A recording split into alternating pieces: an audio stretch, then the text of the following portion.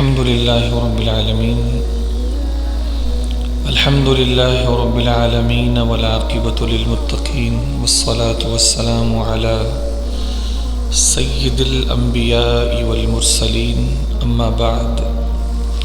فأعوذ بالله من الشيطان الرجيم بسم الله الرحمن الرحيم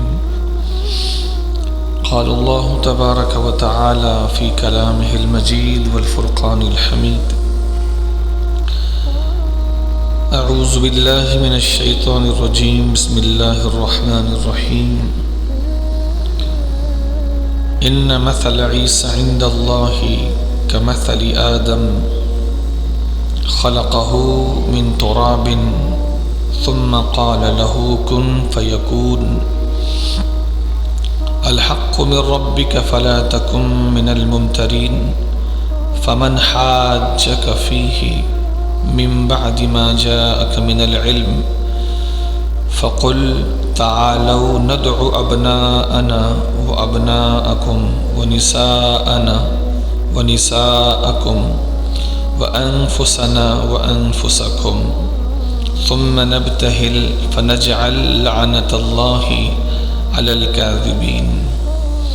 صدق الله العظيم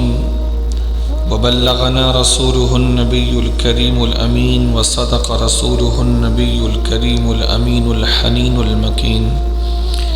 ونحن على ذلك لمن الشاكرين والشاهدين. تمامی حضرات و سامعین، ایک مرتبہ سرور عالم حضور سید عالم نور مجسم شاہ آدم و بنی آدم صلی اللہ تعالیٰ علیہ وآلہ وسلم کی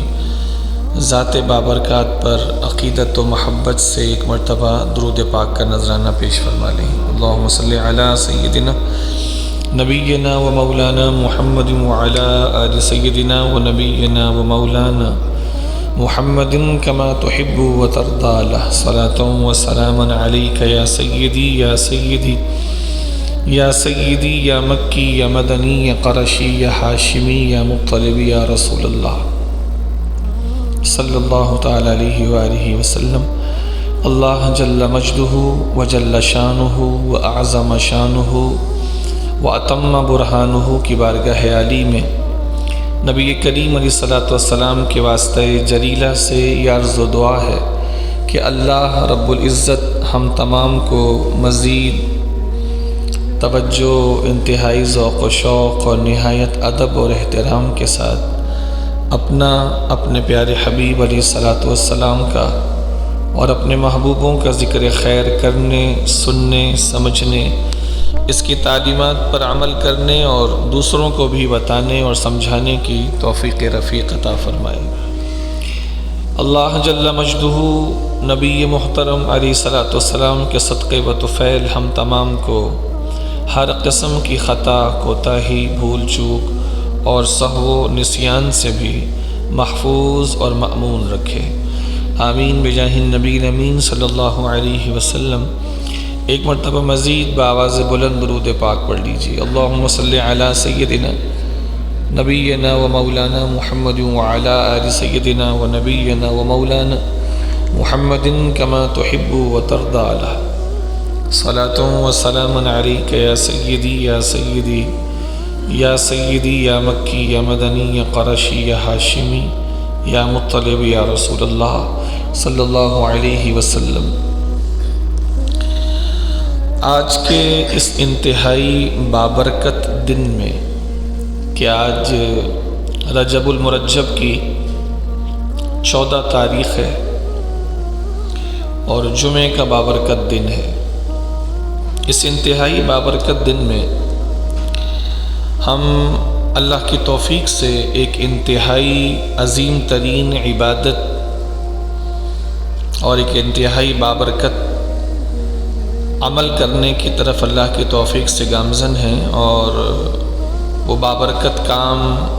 اور عظیم ترین عبادت یہ ہے کہ آج نبی کریم علیہ السلام کے مبارک خانوادے سے، حضور کے مبارک خاندان سے ہم ایک عظیم ترین شخصیت کا تذکرہ کرنے اور سننے کی سعادت حاصل کریں گے، اور اس عظیم ترین شخصیت کا نام ہے حضرت علی حیدر کرار شیر خدا مولا مشکل کشا رضی اللہ تعالی عنہ وکرم اللہ تعالی وجہہ الکریم۔ میں نے قرآن مجید فرقان حمید کی سورہ آل عمران سے 2 آیتیں آپ کے سامنے پڑھی ہیں، جس میں ایک بہت بڑے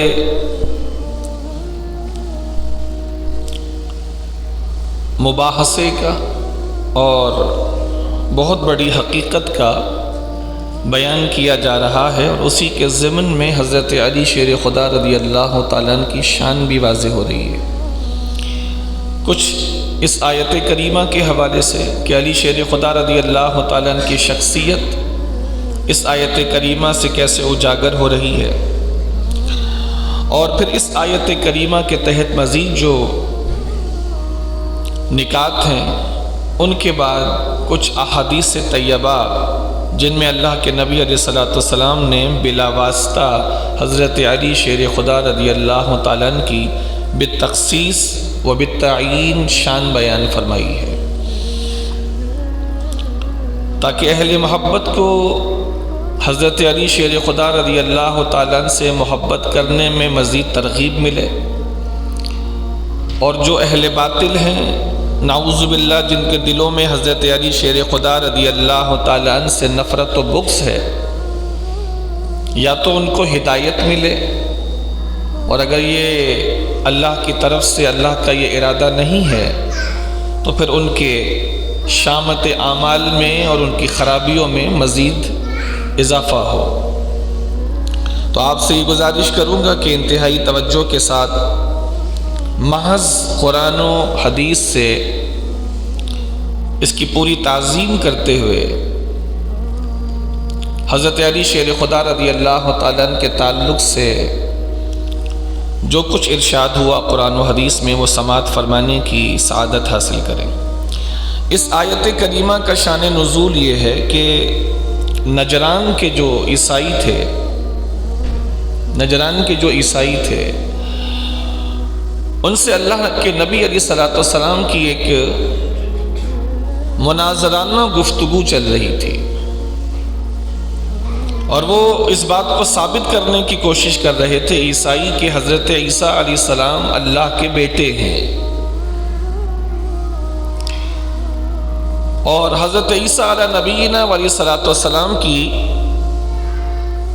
شان جو اللہ نے ان کو عطا فرمائی ہے اس سے کچھ زیادہ کا بلکہ بہت زیادہ کا تقاضا کر رہے تھے، اور دلیل ان کی یہ تھی کہ اللہ تعالیٰ نے حضرت عیسیٰ علیہ السلام کو بغیر باپ کے پیدا کیا ہے، لہٰذا جب وہ بغیر باپ کے پیدا کیے گئے اور عام طور پر اولاد بغیر باپ کے ہوتی نہیں ہے، لہٰذا یہ اس بات کو مستلزم ہے کہ حضرت عیسیٰ علیہ السلام کا کوئی باپ ہو، اور اس سے نتیجہ نکالتے ہوئے ان کا کہنا اور ماننا یہ تھا کہ نعوذ باللہ ثم نعوذ باللہ کہ جب ایسا نہیں ہو سکتا کہ بغیر باپ کے کوئی اولاد پیدا ہو تو پھر ماننا پڑے گا کہ حضرت عیسیٰ علیہ السلام کا کوئی باپ ہو، اور مسلمان بھی مانتے ہیں کہ حضرت عیسیٰ علیہ السلام کا کوئی باپ نہیں ہے، تو پھر انہوں نے استدلال یہ کیا کہ پھر ضرور یہ اللہ کے بیٹے ہیں اور اللہ ان کا باپ ہے، نعوذ باللہ من ذالک، جو کہ اللہ جل شانہ کی شان الوہیت پر ایک بہت بڑا اعتراض و الزام ہے، چونکہ اللہ جل شانہ کی صفت یہ ہے کہ لم یلد ولم یولد، نہ تو اللہ تعالیٰ نے کسی کو پیدا کیا نہ جنا کسی کو، جیسے کوئی کسی کے یہاں پیدائش ہوتی ہے، نہ اللہ تعالیٰ نے کسی کو اس طرح جنا ہے، اور نہ اللہ جل شانہ کو جنا گیا ہے، یعنی نہ اللہ جل شانہ کی کوئی اولاد ہے اور نہ اللہ کسی کی اولاد ہے، اللہ وحدہ لا شریک ہے۔ اب یہ اللہ جل شانہ کی وحدانیت پر، اس کی صمدیت پر، اس کی توحید پر یہ بہت بڑا ضرب ہے، لہٰذا اللہ جل شانہ نے اپنے محبوب علیہ الصلوۃ والسلام کو جو تعلیم فرمائی کہ آپ ان سے یوں فرمائیں کہ اگر اس بنیاد پر کہ حضرت عیسیٰ علیہ نبینا علیہ الصلوۃ والسلام بغیر باپ کے پیدا ہوئے تو وہ ان کو خدا کا بیٹا کہہ رہے ہیں، اس معجزے کی بنیاد پر کہ کوئی بغیر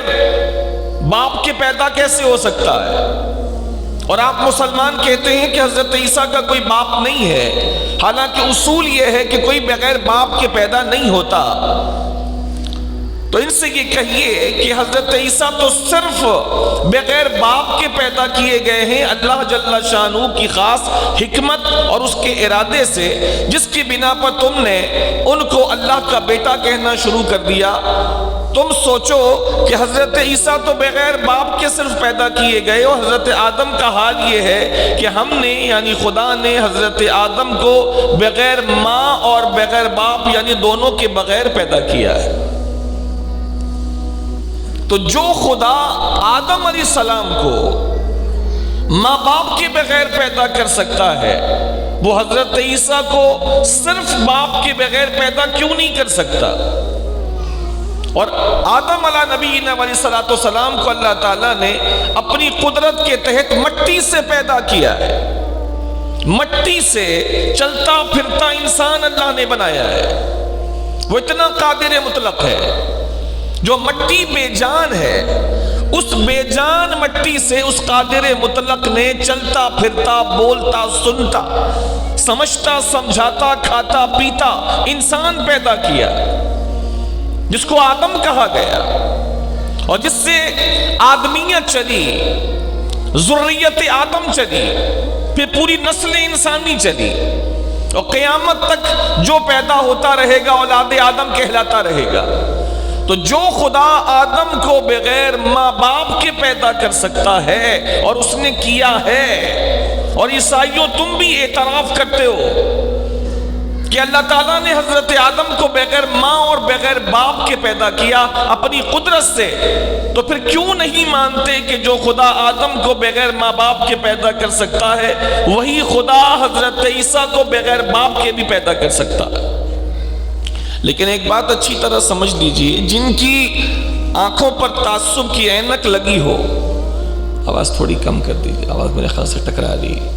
کچھ کھڑکیاں بھی کھول دیجئے چونکہ آپس میں تصادم ہوتا ہے آوازوں کا نا۔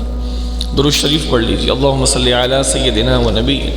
و مولانا محمد وعلی آل سیدنا و نبینا و مولانا محمد کما تحب و ترضى، صلاۃ و سلام علیک یا سیدی یا سیدی یا سیدی یا رسول اللہ علیہ السلام۔ لیکن ایک بات اچھی طرح یاد رکھ لیجئے، ایک گفتگو اور بحث ہوتی ہے علم کی بنیاد پر، دلائل کی بنیاد پر، اور ایک بحث اور گفتگو ہوتی ہے جہالت کی بنیاد پر۔ آپ علم کی بنیاد پر تو شاید بڑے سے بڑے مرد میدان کو ہرانے میں کامیاب ہو جائیں گے، مضبوط دلائل کی روشنی میں، قرآن و حدیث کی روشنی میں آپ بڑے سے بڑے مخالف کو، مرد میدان کو آپ دلائل کی روشنی میں ناکام کرنے میں اور اسے ہرانے میں کامیاب ہو جائیں گے۔ لیکن جہاں گفتگو اور بحث کی بنیاد محض عناد اور جہالت و تعصب ہو، محض عناد ہو، محض تعصب ہو، محض جہالت ہو، وہاں سامنے والے کو چاروں شانے چت کرنا علم کی بنیاد پر، دلائل کی بنیاد پر، یہ سمجھ لیجئے ناممکنات میں سے ہے قریب قریب۔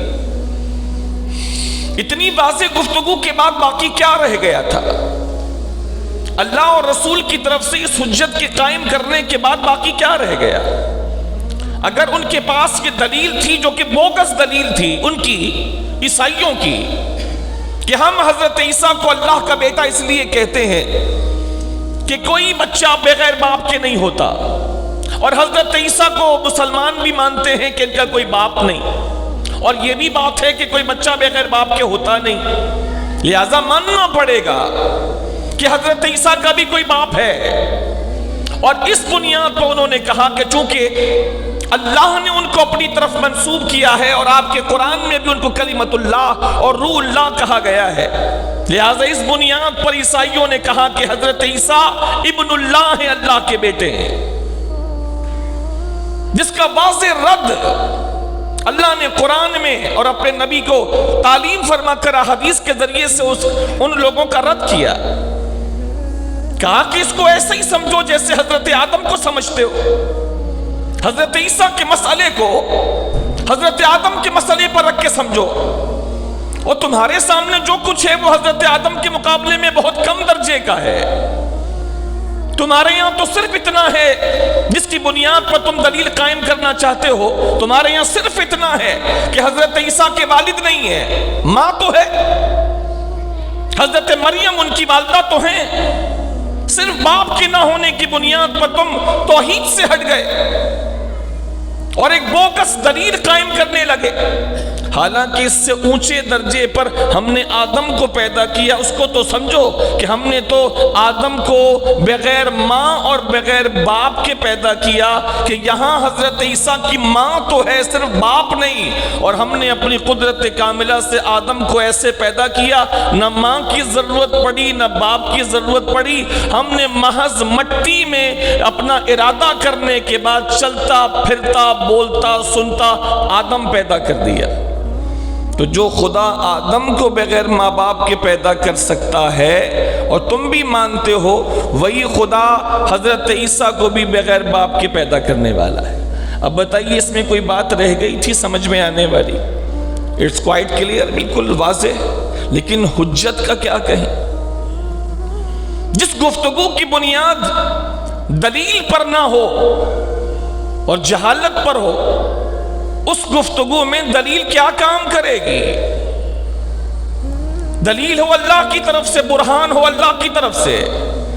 بیان کرنے والے رسول کریم ہوں، اور آسان ترین گفتگو اللہ کے نبی فرمائیں، لیکن پھر بھی ان کو سمجھنا ہے۔ تو جب یہ دلائل کی بنیاد پر گفتگو دم توڑ دیتی ہے اور مناظرہ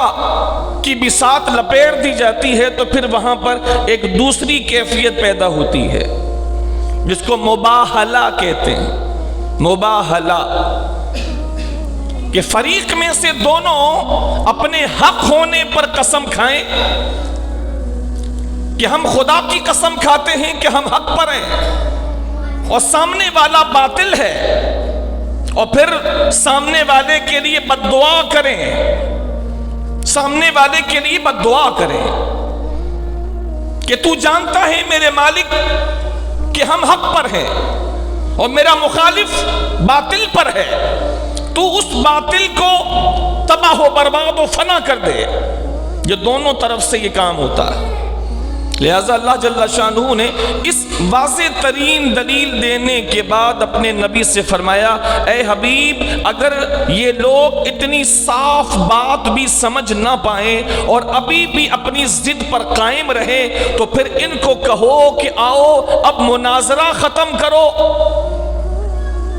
اب مباہلہ کرو، اب مباہلہ کرو، اور تم بھی اپنے بڑوں کو لے آؤ، اپنے ساتھ کے لوگوں کو لے آؤ، اور ہم بھی لے آتے، اور پھر آ کے ایک دوسرے پر لعنت کرتے ہیں کہ جو جھوٹا اس پہ اللہ کی لعنت۔ تم اگر سمجھتے ہو کہ تم سچے ہو تو تم مجھ پہ لعنت کرو، اور میں یقین کرتا ہوں کہ میں محمد علیہ السلام سچا ہوں، تو میں تم لوگوں پہ لعنت کروں۔ قرآن مجید فرقان حمید کے الفاظ سن لیجئے تاکہ آپ کی محبت اور لطف میں اضافہ ہو۔ اللہ کریم ارشاد فرماتا ہے، ان مثل عیسیٰ عند اللہ کمثل آدم۔ حضرت عیسیٰ کا معاملہ آدم کی طرح ہے، دونوں کی مثال ایک جیسی ہے،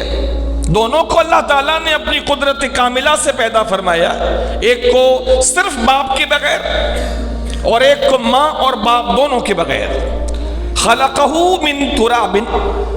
آدم علیہ السلام کو اللہ تعالیٰ نے، اللہ ارشاد فرماتا ہے کہ اس کو مٹی سے اللہ نے پیدا کیا، ثم قال له کن فیکون، پھر اللہ تعالیٰ نے اس مٹی کے مجسمے کو جس کو آدم بننا تھا، اس کو اللہ تعالیٰ نے فرمایا ہو جا، اور وہ ہو گیا۔ مٹی کو اللہ تعالیٰ نے انسان بنا دیا، آدم بنا دیا۔ الحق من ربک فلا تکن من الممترین، یہ حق بات ہے جو اللہ فرما رہا ہے، یہ حق اللہ کی طرف سے ہے۔ فلا تکن من الممترین، تو تم لوگ شک کرنے والوں میں نہ رہو، یقین کرنے والوں کے صف میں آ جاؤ۔ شک کس بات کا؟ صرف اتنی سی بات پر حضرت عیسیٰ کو خدا کا بیٹا کہہ رہے ہو کہ باپ نہیں ہے، تو آدم کو کیا کہو گے کہ اس کو تو بغیر ماں اور بغیر باپ کے اللہ نے پیدا کیا؟ اس میں تو زیادہ بڑا معجزہ ہے کہ ماں بھی نہیں اور باپ بھی نہیں۔ فَمَنْ حَاجَّكَ فِيهِ مِنْ بَعْدِ مَا جَاءَكَ مِنَ الْعِلْمِ، اے حبیب اگر علم آ جانے کے بعد بھی، یہ علمی دلیل آ جانے کے بعد بھی جو اللہ نے دی، اس علمی برہان آ جانے کے بعد بھی اگر پھر بھی کوئی تجھ سے حجت کرے، یہ مناظرے کا ایک اصول بھی اس میں بیان ہو گیا کہ اگر علم آنے کے بعد، دلائل مکمل ہونے کے بعد بھی اگر کوئی پھر بھی کٹ حجتی اور بحث کر رہا ہے، تو اس کا علاج اب دلائل نہیں ہے، کیونکہ یہ بات کلیئر ہو گئی کہ اسے دلائل نہیں چاہیے، اسے قرآن و حدیث سے یا علم کلام سے اس کو دلائل نہیں چاہیے، یہ کسی اور مرض میں مبتلا مریض ہے، اس کا علاج اب مناظرے سے اور دلائل سے نہیں ہوگا، اب اس کا علاج دوسرا ہے جو اللہ کریم ارشاد فرماتا ہے فَقُلْ تَعَالَوْا نَدْعُ أَبْنَاءَنَا وَأَبْنَاءَكُمْ وَنِسَاءَنَا وَنِسَاءَكُمْ وَأَنفُسَنَا وَأَنفُسَكُمْ۔ اب اے حبیب اس علم کے آنے کے بعد بھی جو اپنی بحث ختم نہ کرے، جو کٹ حجتی سے باز نہ آئے، تو اب آپ ان تمام لوگوں سے فرما دیجئے آ جاؤ اور آؤ مباہلہ کریں، اور مباہلے کی صورت یہ ہو کہ تمہیں یقین ہے کہ تم سچے ہو، لہذا جس کو یقین ہوگا وہ ہر ممکن کوشش کرے گا اپنے آپ کو صحیح ثابت کرنے کے لیے، تو تمہیں یقین ہے تو تم ایسا کرو، اپنے قریبی عزیزوں کو بلا لو۔ ہم اپنے بیٹوں کو لے آتے ہیں، میں محمد مصطفیٰ علیہ السلام اپنے بیٹوں کو لے آتا ہوں اور تم اپنے بیٹوں کو لے آؤ، میں اپنی عورتوں کو لے کر آ جاتا ہوں، تم اپنی عورتوں کو لے آؤ، میں اپنی جان کو لے آتا ہوں اور تم اپنی جانوں کو، اپنے قریبوں کو، عزیزوں کو تم لے کر آ جاؤ۔ اور اس آنے کے بعد اب دلائل پر بات نہیں ہوگی، اب میں کوئی دلیل دوں، تم کوئی بات کرو، تم کوئی بات کرو، میں کوئی دلیل دوں، اب دلائل کی دنیا ختم ہو گئی، تو کہ تم اس قابل نہیں ہو، تم بحث کے قابل اور گفتگو کے قابل لوگ نہیں ہو، تم میں گفتگو کرنے کی صلاحیت بالکل بھی نہیں، تم دلائل سے عاری لوگ ہو جن کو واضح اور صاف باتیں بھی سمجھ نہیں آتی، اب گفتگو نہیں ہوگی، ہم ہوں گے تم ہوگے، ہماری اولادیں تمہاری اولادیں، ہماری عورتیں اور تمہاری عورتیں۔ اس کے بعد اب کرنا یہ ہے ثم نبتہل، ہم مباہلہ کریں گے، فنجعل لعنۃ اللہ علی الکاذبین، اس کے بعد ہم یہ دعا کریں گے اور ہم اپنی طرف سے کہیں گے کہ لعنت ہو اس پر جو جھوٹا ہے۔ تم اپنی طرف سے اپنے آپ کو حق سمجھتے ہو تو تم کہو میرے بارے میں، اگر تم حق پر ہو تو تم کہو گے میرے بارے میں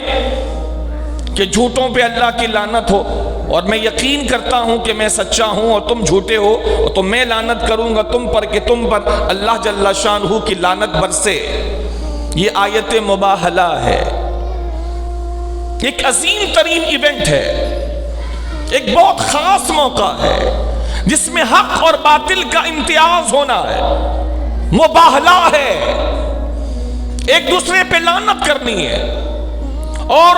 اسی موقع پر رزلٹ آؤٹ ہوگا، جو غلط ہوگا تباہ و برباد ہوگا، جو صحیح ہوگا وہ آباد رہے گا، عزت پائے گا۔ اللہ کے نبی علیہ السلام کو اگر اپنی نبوت پر اور خدا کے طرف سے اپنی رسالت پر یقین نہ ہوتا، حضور کبھی بھی یہ فیصلہ نہ کرتے۔ اگر حضور کو یہ یقین نہ ہوتا کہ میں اللہ کا سچا نبی ہوں، حضور کبھی بھی اس موقع پر اپنے آپ کو پیش نہ کرتے۔ اب حضور نے ان کو چیلنج کر دیا کہ وہ آ جائیں، اور حضور ایک معین وقت میں معین مقام پر حضور چل پڑے۔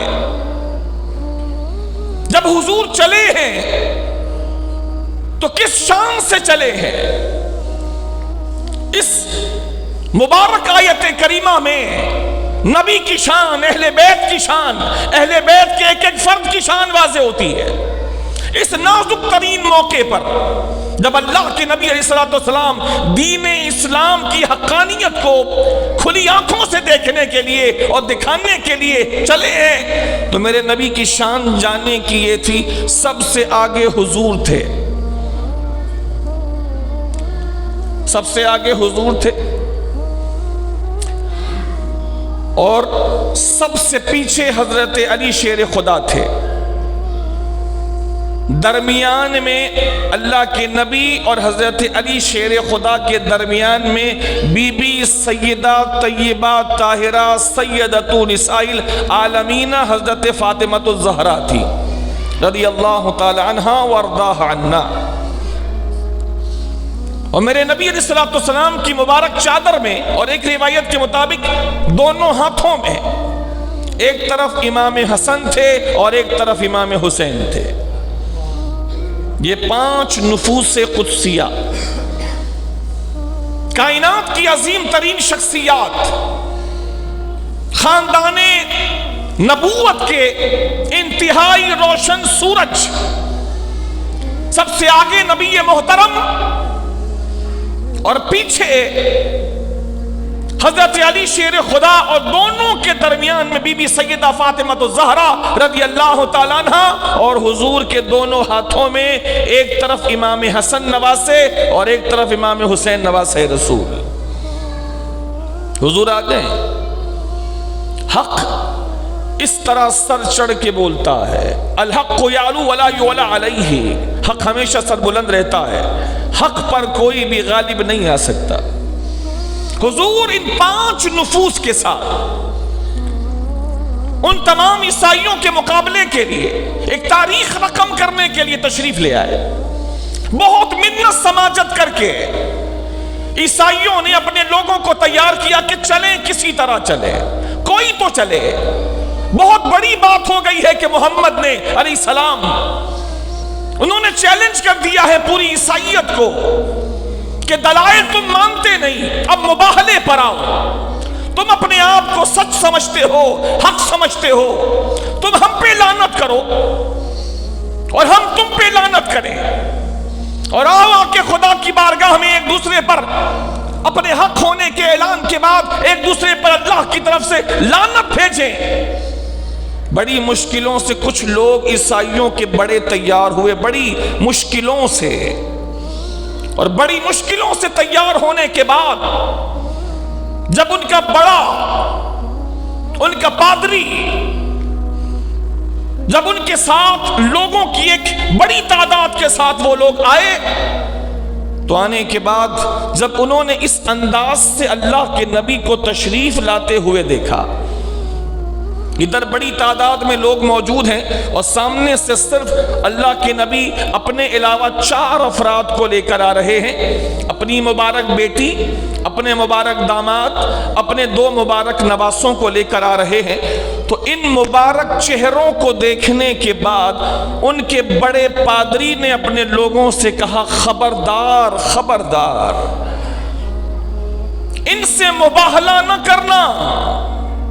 خبردار اب ان کا سامنا مت کرنا، اس لیے